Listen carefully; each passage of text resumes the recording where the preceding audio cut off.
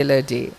So we now go on to our third session for the morning, which is Arctic Summer and Forster's India. Damon Galgut discusses his tryst with EM Forster's unfinished novel and A Passage to India's Centenary in conversation with Ankhi Mukherjee.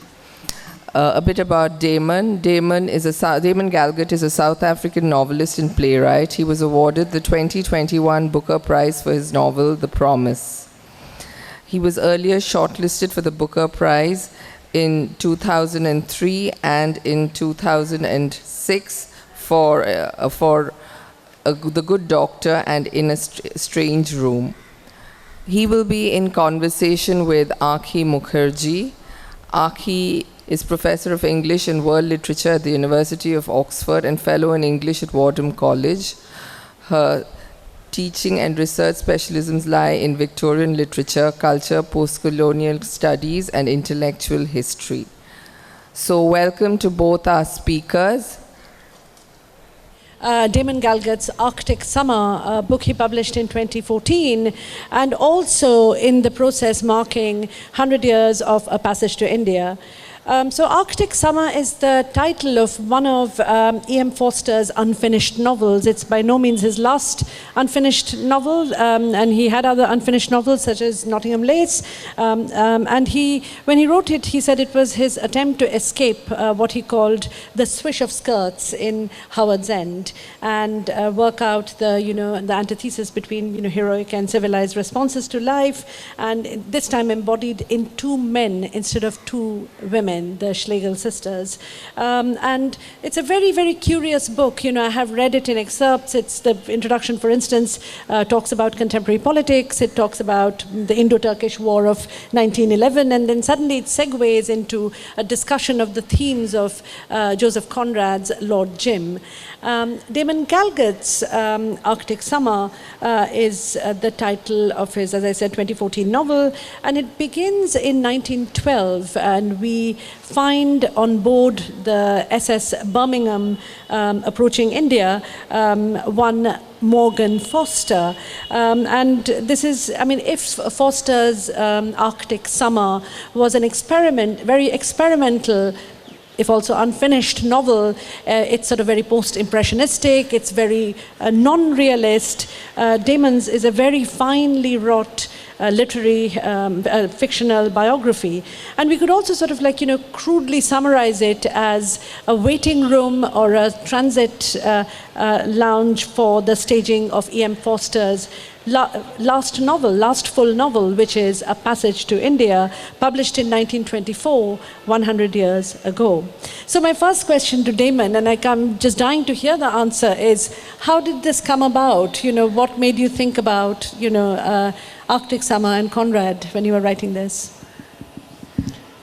Hello, thank you all for coming. I should probably make a confession right at the outset, which is that there was a time when all the factual material that underpinned Forster's life and the writing of Passage to India was very much at my fingertips, but that time is now 10 years in the past, and a lot of the facts have dissolved. So please forgive me if I seem less knowledgeable now than I perhaps ought to be.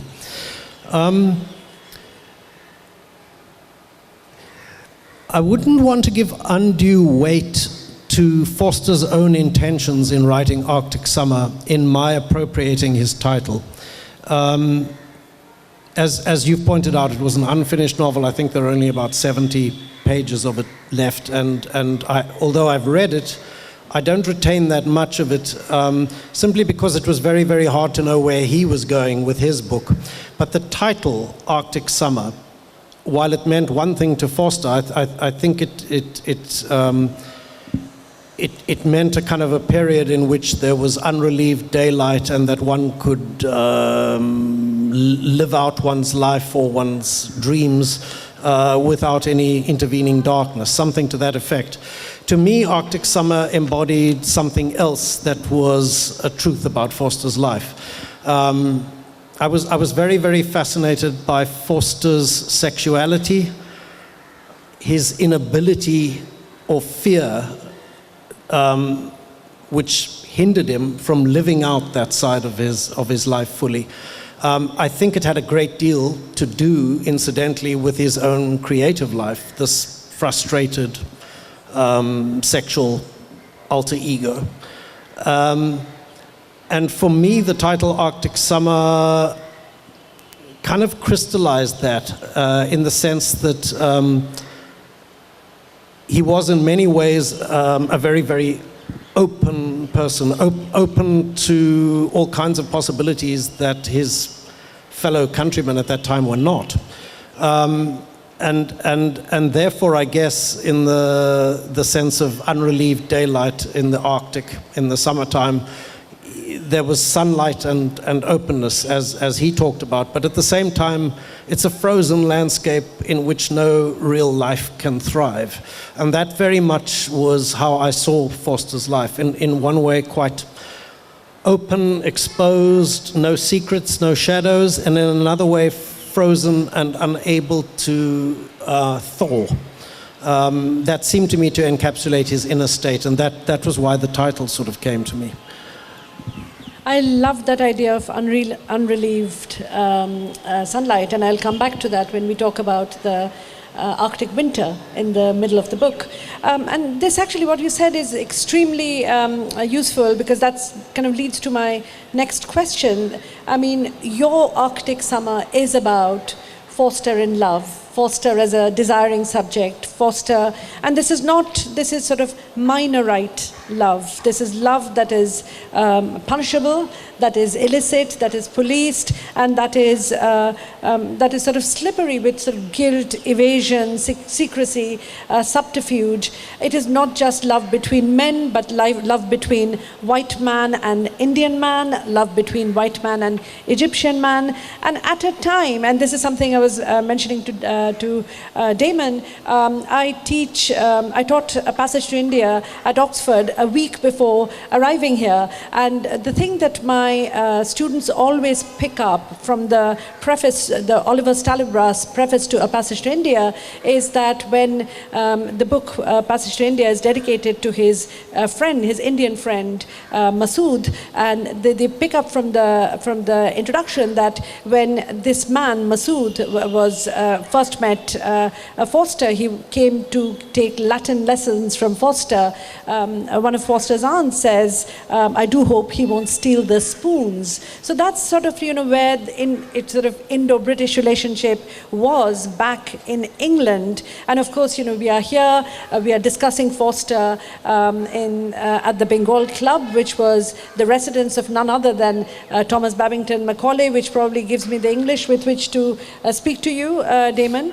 So I wanted you to talk a little bit about this, as you said, that this kind of blasting open this and with light, this occluded, this occulted part of Forster's life, which was also sort of which is not devoid of frozenness and barrenness, and how this was actually, this book is not a rewriting, but this is exactly where it works as a very inventive book, and not just a fictional biography, because you are sort of imagining and inventing this unlived out life that he could himself not speak about. Yeah. I forget the exact year in which Forster met Masood. I think it was 1905, somewhere there. Masood came as a student to Cambridge and was introduced to Forster as a tutor. And somewhere in that period of doing Latin at home, Forster fell very much in love with him. Masood was not a gay man. Forster was. But there was clearly a very profound affection between the two of them, which lasted a lifetime on both their parts. And it was Forster's love for Masood that brought him to India. He followed him here, as it were, for 2 quite extended visits. And indeed, it was the visit to India which led to the writing of Passage to India. So you could say that Masood was the figure, really, that inspired the book and propelled its creative trajectory.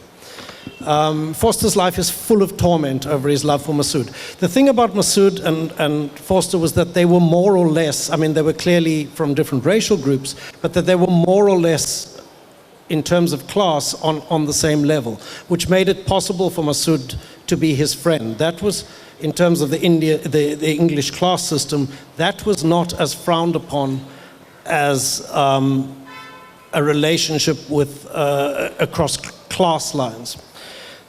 This is a peculiarity, incidentally, which was something strange to me too, because I come from South Africa. The class system is not anywhere near as entrenched there as it was in England. So, you know, learning about the class system was like trying to understand a code for me, which remains a little bit foreign. When the book was published, there was a great deal of criticism directed at the relationship depicted there between Dr. Aziz and Cyril Fielding, which in its way was a mirror of Forster's relationship with Masood. That was considered improper. Of course, you know, at that time, to be gay was criminal. To act on it was, you know, to invite disgrace, exile, disaster upon you. And Forster himself lived in fear of that disaster his entire life. It's sort of telling that he really only lived out any kind of sexual life when he left home on the other side of the world, here in India, and in Egypt. He lost his virginity at quite a late age, I think 38 or 39. You 37, thanks for the correction. In Egypt, with a soldier on the beach. But at that time, you know, there was this kind of dual existence, if you like. The home country, England, where one sort of observed a moral code and pretended to be somebody. And then, of course, the colonies, where a lot of white people became somebody else entirely. And Forster felt free, you know, out in the colonies to express himself seems like an overstatement, but to live out at least that part of his life to a very small degree. Some observers have said that Forster was actually far more afraid of his mother than he was of the judgment of the British Empire. And I think that's true. He lived with his mother until her death in 1945. And he feared her judgment more than anything else. This is a topic on which I could go on and on, so you need to stop me probably. No, thank you. I love that. And to just sort of bring it home again, we are at the Bengal Club, residents of Macaulay, and what you mentioned about Saeed Ross Masood is very much, he is the sort of, you know, breed of mimic men that, you know, Macaulay's 1835 minute on Indian education, you know, where he felt that the education should be, there should be a new kind of education in English, which would invent a new social identity for Indians who would then serve as middlemen, and I'm saying men because it was not, you know, kind of accessible by women, as interpreters between the British and the millions they governed. And that's sort of like the shocking bit about the stealing spoons comment, because Syed Ross Masood is an aristocrat. In fact, he's from a deeply academic family that founds the Indo-Oriental College, which is now the Aligarh Muslim University. And that's the sort of, you know, kind of deeply cultured background. And I think the in your sort of reimagining of that relationship, what you have done is not simply sort of, you know, given Masood sort of this kind of the eccentricity, etc., that is usually reserved, that would be reserved in Forster's novels for the white characters, but you've also given him the right to be very bored with Forster, you know, and I really enjoyed that. But I liked what you said about class, and I was wondering that, you know, there is no doubt that, you know, his love of Masood not only sort of like brought him to India, but also changed very much his idea of what the British were doing in India. You know, he's filled with sort of disdain and anger and even disgust. But then there is that relationship with the barber, you know, with Kanaya, and which is very rough, sort of rough trade, and, you know, which is transactional. Not even transactional, it's sort of like, you know, taking without saying please or thank you. What do you think about that? What did you think of that episode in Forster's life? Yeah, during Forster's second visit to India, he came as a private secretary to the Maharaja of a state, the name of which Chhattisgarh, I think. Devas, that's correct. And in that period, he was provided by the Maharaja with this barber to use as I suppose, a sexual object. And I think of it really as a kind of low point, really, in Forster's life. It's the one part of his life where he felt disgusted with his own moral behavior. I think not because of the homosexuality, but because it was without tenderness. It was not transactional. There was no money exchange, but it was across class lines. And I think Forster, for the one time in his life, kind of gave physical expression to the sort of class contempt that a lot of other people felt nothing over. Forster was, in fact, most exemplary in his openness to approaching class and race on a completely different basis to his fellows. It's easy to make light of that now, but in fact it must have taken a great deal of personal courage to come to India and to live in the house of other Indians, to befriend Indians, hang out with them, eat their food, try to understand, codes and customs, which, to be quite frank, most of the other British people around Forster were not remotely interested in. It's easy to say, well, that's a small thing. I think in its time it was not such a small thing, and he was very prepared to do that. I think part of Forster would have liked to live in contemporary times where there were none of these restrictions or inhibitions, and he would have been a very different person. But his personality was poised really between his longing to behave in certain ways and his very, very English upper-class inhibition. And he sort of lived on that fault line a great deal of the time, trying to please both sides. And I think it finds full expression in the novel. The book is full, I'm talking of Passage to India, the book is full of, if you read Forster's diaries and his journals, he's lifted conversations, incidents, often of a racial nature, not happy incidents, and he's built them into the book, multiple places. That line about stealing the spoons, I think, is one of them. The famous scene about the missing collar stud is another. Anyway, again, I could go on and on about this. I just want to say something that perhaps I should have said at the beginning, that my interest, my focus with writing Arctic Summer was I very much wanted to write about what goes into the writing of a novel. A novel can take years of your life, years and years, it usually does. And a lot of things go into it that are not afterwards necessarily apparent on the page. So in the case of Forster, there's this huge relationship driving him along. There's the First World War. There are multiple other relationships along the way across class and racial lines. All of this is built into the fabric of the novel, and you would never necessarily know it. So I wanted to research that and try to give some sense to myself and to readers of how 12 years of Forster's life, many of which were spent not writing, he was stuck, went into the shaping of the book and the resolution of the book. I spend a lot of my time being stuck as a writer, far more time than I spend actually writing. So Forster and I have that much in common, I guess. And I deeply identify with that, and it's difficult when you have family and friends who are living with you who know you need to finish that damn book, but you can't. And I also, of course, what you do is not just what goes into a novel, but all the while questioning what a novel is and what a novelist is. But I want to kind of ask you a question. I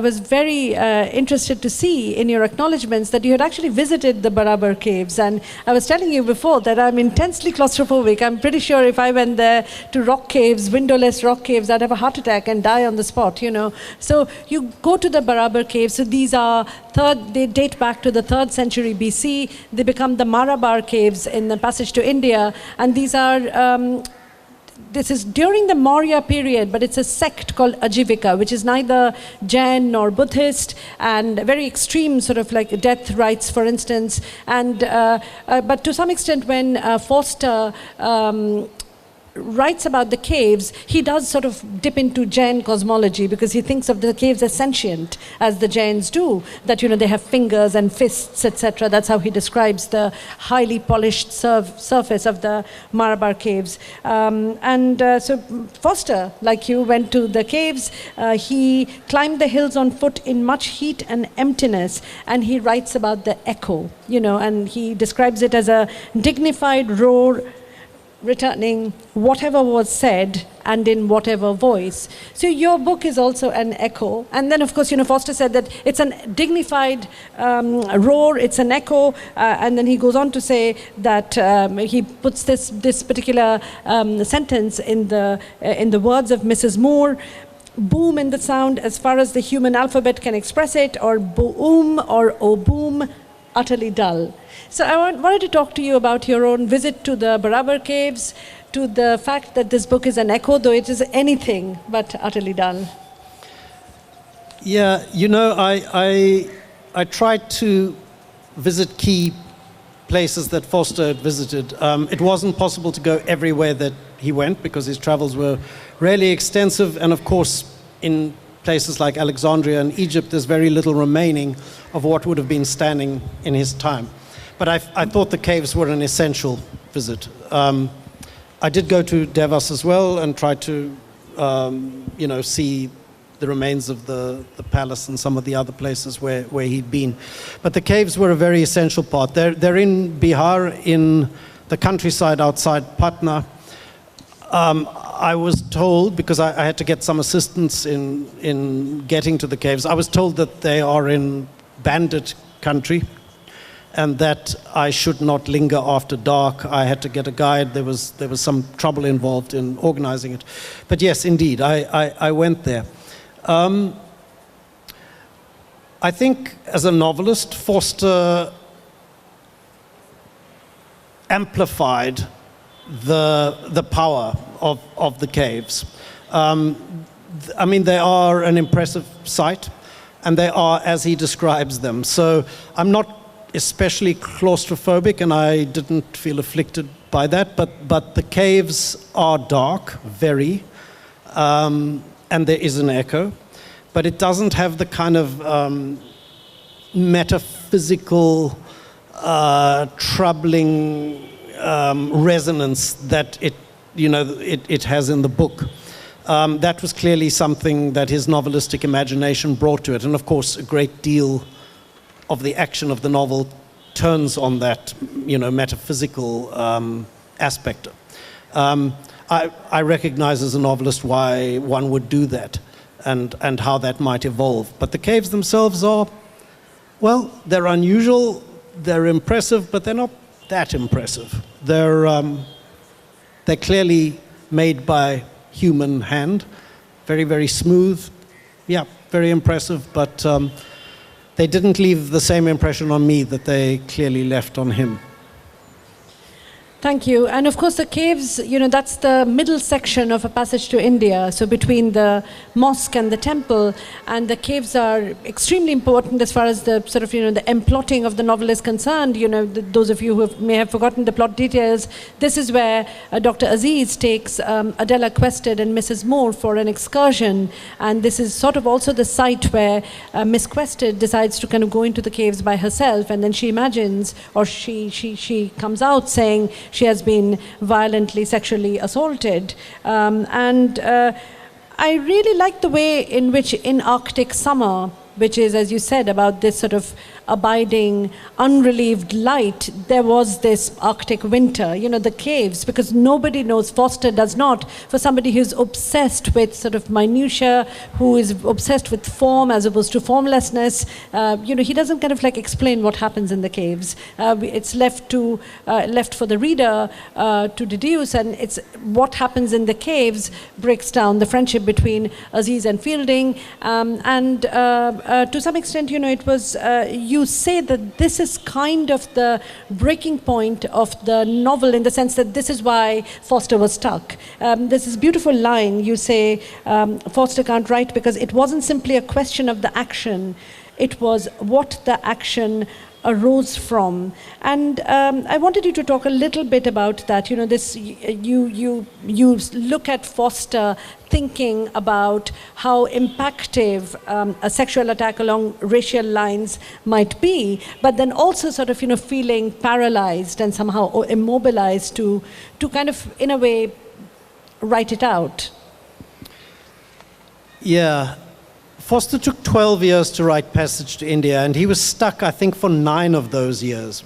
If you look, because they have published his rough notes or early drafts of a Passage to India. If you look at those handwritten writings, there's a strong initial flow. You can feel that the writing is proceeding with momentum, and it falters as it comes to that section of the book. And his very initial attempts at writing it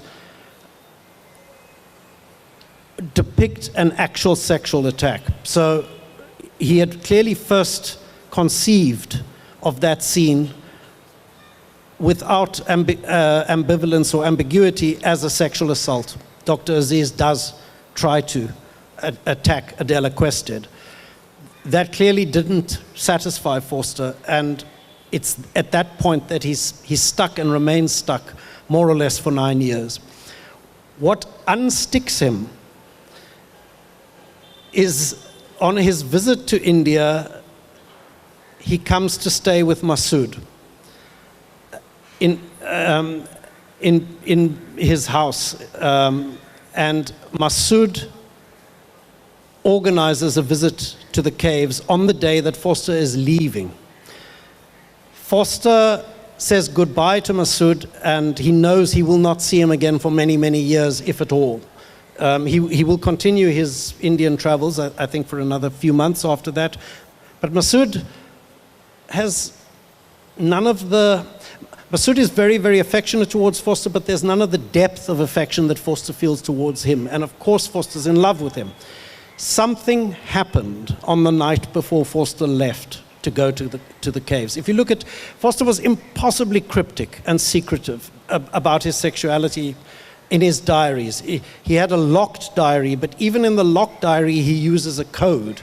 So you have to kind of work out what he's getting at a lot of the time, which is part of the pleasure of my research, to be honest. But something happened, and it's very unclear from Forster's description what it is, except for the fact that he tried in some way to become physical with Masood, and he was rebuffed. He was pushed away. So that, which was very, very clearly agonizing for Forster, he pours out a certain amount of emotional anguish and grief after this parting from Masood, and resentment towards him for, I think, in Forster's understanding, leading him on, seeming to promise things that he then couldn't live out, and so on. And it was very interesting to me that it was in that state of internal lamentation, if you like, that he goes to the caves and then conceives of this assault, which is not an assault. So I think in some way in Forster's imagination, the sexual assault, which doesn't happen, is a kind of inverted fantasy. He wants the sexual encounter with Masood. It doesn't happen, and then all his resulting emotions of loss and anger and resentment become Adela Quested's fantasy of an attack. Of course, that attack has you could say, colonial resonance in a way. I come from South Africa. It was a feature of the apartheid times that for many white women, there was this unbelievably exaggerated fear of sexual assault by black men. And part of the justification of keeping black people suppressed in South Africa is clearly of repressing this particular sexual fantasy. I'm sure the same thing existed in India. It's part of the colonial imagination and its wild exaggerations. But that particular sequence was what allowed Forster to reconceive the scene in the caves and to move forward and past it. And that was, for me, very, very central to the writing of my book. That's extraordinary. And Sarah Soleri, in Rhetoric of English India, she calls it a delusional rape, which actually really feeds in well with what you said, that there is that curious aggregate of fear, but also desire, in that sequence. And it's very interesting that it should then become an episode where, it is kind of like the traditional Western response to visiting the Marabar caves or Barabar caves and returning to Chandrapur. He says the visitor returns to Chandrapur uncertain whether he has had an interesting experience or a dull one. In other words, this complete breakdown of meaning as to what the caves might mean. As you said, that they were fine, but you were not overwhelmed by them. And Forster leaves that ambiguity that you can actually have. It is that kind of a blank canvas where you can kind of project your phobias and your bioscopes, How are we doing for time, Mala? Do I have time for one more question and then I can open it up to the audience? Yes. So the final one, and you are writing this in 2014, and the part of the sort of discourse of this, this is, you are kind of citing from Forster's letters and diaries, etc. And there is that one line. So this is kind of, Forster is writing to Masood and says, from Forster, member of the ruling race, to Masood, an N-word, the N-word. And then the line is, it was a measure of how far they'd come that he knew his friend would laugh. Now this is something you show in the novel, that this is a kind of, this use of this pernicious language. Of course, this is in a very intimate context, and that's the point you're making, that they are in that kind of a desiring dialectic there, where they are both laughing at this. They're laughing at this cosplay and role play. But there is also sort of racial stereotyping on both sides. There's racial stereotyping on the part of the Indians as well, as to what the British are, and kind of like, kind of mutual phobia, except, of course, great asymmetry of power. Even the sort of white woman who has, and I always point out to, my students when I'm teaching travelogues, such as, Kingsley's travelogues in Western Africa, that she has absolutely zero power in Britain, but, there back in West Africa, she's beginning to think about women's rights because she is the sort of, the ascendant, she's the dominant, whereas the kind of male native is sort of, subservient to her. So, what is it like to sort of revisit that language? And, did you feel nervous writing out that word, or did you feel that will it be misunderstood in the 21st century, this love that clearly Forster has, which is also sort of to some extent not innocent of certain racialized, languages and imaginations? Yeah, it's a big question and probably requires a small answer. The loaded pejorative language is obviously part of the whole colonial asymmetry of power, as you put it. And that kind of language is very painful. I would understand that Forster, because that is a quote from an exchange between Forster and Masood. I would understand that they had arrived at a point where they felt that asymmetry of power had fallen away, and that they were in whatever the intimate space was between them, because there was genuine affection between them, that they were free of, let's say, the hurtful power of such language, and that together they could use those terms and laugh at them.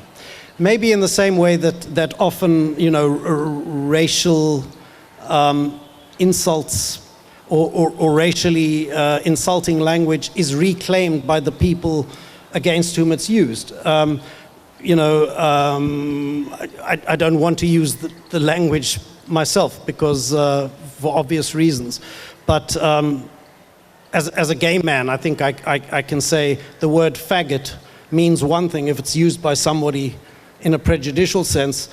It's reclaimed by gay people and used in an entirely different sense. So I think they'd entered that zone where they had, if you like, defused the language and found it funny.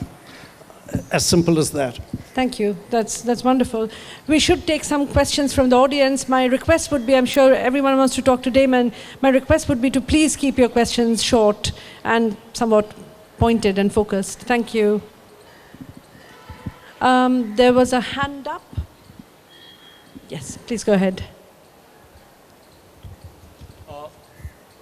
We can hear you. I have a question about the statement that Ankhi made about the cryptic nature of the way in which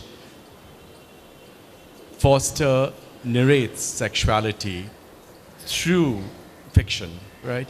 I was wondering if these questions of, for example, you know, desire and phobia that frames this narrative can be contextualized by looking at some of his other texts. I have in mind, of course, the two stories that were published posthumously, The Life to Come. Are you familiar with the story? I have read it, but not very recently. Okay. Well, in one of the stories, a missionary seduces a young tribal man with the promise of a life to come. And it's a very powerful story. And the tribal man, of course, gives up his religion and converts to Christianity at that promise. And the entire, you know, like 10 pages of the text, he's waiting for that promise to be fulfilled, which was actually a sexual promise. That is how he interpreted it.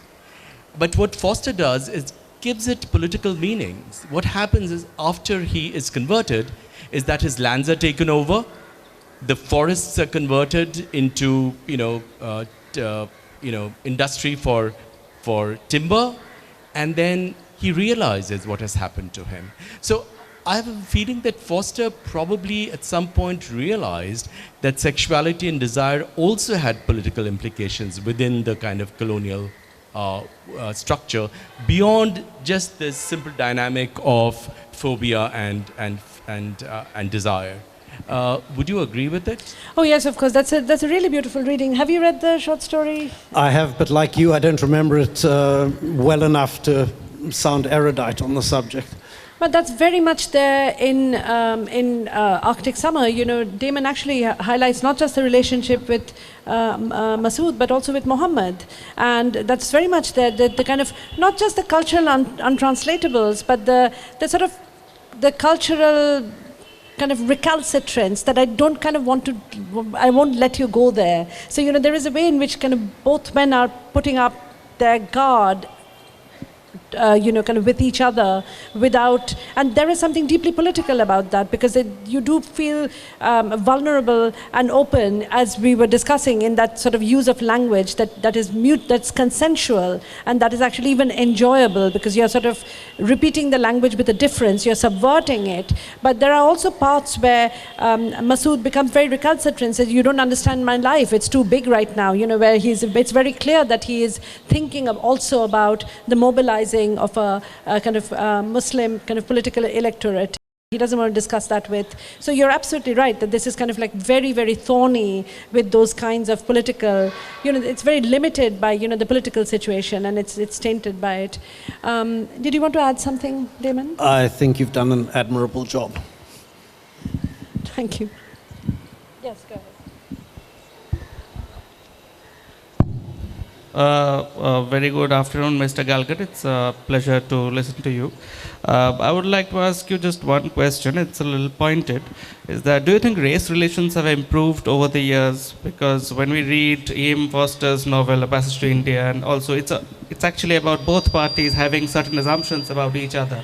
and there is a misunderstanding after which it turns into a trial, and it sort of agitates Dr. Aziz a lot. So essentially it's about both parties, the British and the Indians. They're trying to have these assumptions about one another, and in the end Dr. Aziz is sort of vindicated. So I would just like to ask you, if Forster came to India today, right now, do you think that he would have a better chance of understanding the so-called natives? I don't like that word, but I'm still using it on a colonial context. So do you think race relations have improved over the years? Do you think the British and the Indians have reached a point where they can finally do constructive stuff with one another? So thank you. In a way, actually, you're far better qualified than I am to answer that question. I'm an outsider to both the British and the Indian systems. So, I'm trying to look at this from the outside. I mean, very clearly, the British Empire is no longer. So what has fallen away is the rigid set of laws and codes of conduct that went with empire. So in that sense, there is no official restriction to people understanding or getting to know each other. And I think Forster would have felt that as a great relief. But for the rest of it, I have no idea how Indians and British relate to each other now, and how much of a shadow still hangs over those relations from colonial times. As I say, I think you'd be better qualified than I am, I'm afraid. I mean, just to quickly add, I think you would find the sort of resurgence of religion very dull. That would be the word he'd use, because for all the sort of echoes that kind of are going around the Marabar caves and in Mrs. Moore's head, they don't amount to anything. They amount to the sort of like nothingness, really, and absurdity. The phrase, the very, very famous phrase that is perhaps most connected to Forster is "only connect." And that longing for connection, I think, is it's both on a small, personal, intimate level to connect with others, from whom you might feel very different or separated, but also I think in a much larger sense of nations and cultures, the longing to connect. I think Forster would have been distressed at a lot that is taking place in India today, but not necessarily being implemented by the British. It might be Indian internal politics that distress him at the moment. Any other questions?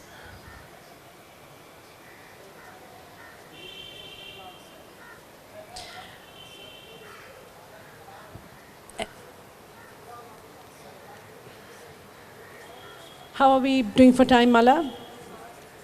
5 minutes? Well, I have lots of questions. I'm really happy there are no questions. Well, I want to ask you, Damon, the novel is, as you said, that it is about kind of what goes into a novel. What is there an answer you have, not just on the basis of Arctic Summer, but some of the questions you asked and those very droll exchanges between Virginia Woolf and EM Forster towards the end of your novel, and these are historic. These are sort of historical events, where they are discussing the publishing of Forster's novels in Hogarth Press or the writing of his novel. So you say somewhere in the middle of the novel, you are thinking about how the Indians don't really think he's a man of much consequence because he's a novelist, and you say, of what earthly use were novels? How did they help anybody? That's also coming from Damon Galgut, not just EM Forster. What's your answer, Damon?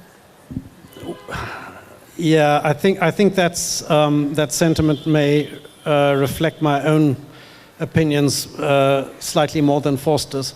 As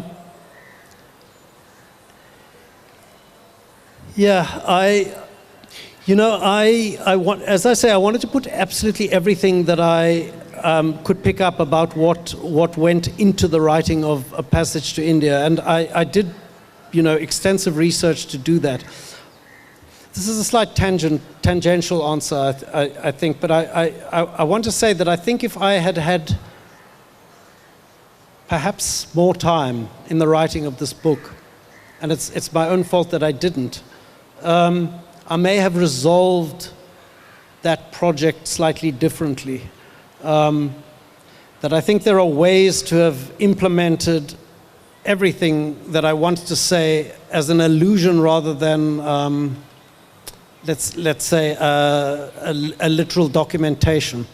Anyway, this really is a tangential response. Of what earthly use are novels? I think in Forster's time, the novel was very much at the center of cultural life. It had a significance and a power that, in fact, it no longer has. I'm not pessimistic about novels in the way that some people are, in that I don't believe novels are ever going to die. People need stories to make sense of their lives, and they're always going to need some form of storytelling. I do think novels have become far more marginal. There are other forms of storytelling, primarily visual ones, which now occupy the center of cultural life, and we have to be realistic about that. I can't imagine living in a world without novels. But on the other hand, I know that novels don't feed people. They don't provide shelter from, the elements. And that if you never read a novel in your life, you can still lead a full and happy life. My life would be less full and less happy, but that's not true for everyone. So yeah, it's an ambivalent answer, but I do think cumulatively, together, books make human life far more meaningful and enriched than it would otherwise be. To put it in very broad and simple terms, novels teach you that the world is not made in your own image. And I guess for Forster, the writing of A Passage to India was very much a working out of that principle. A way of providing for other English people, because I think he was writing for them primarily, a mirror in which they could see themselves, and not in a flattering way, and perhaps make them think about what they were doing with empire, with race, with class divisions. And yeah, I think A Passage to India, in a very small way, contributed to the ending of the British Empire. It became part of a much larger debate. So you could argue that it was an essential book, even though books are in themselves perhaps not that essential. That's a very, very beautiful note on which to end this session. Damon Galgut, thank you for coming to Kolkata. This is a book-loving, novel-reading audience, and we are very grateful you wrote this book and your other books, and thank you very much for letting me connect with them. Thank you for a fascinating conversation, and thank you all for being here too.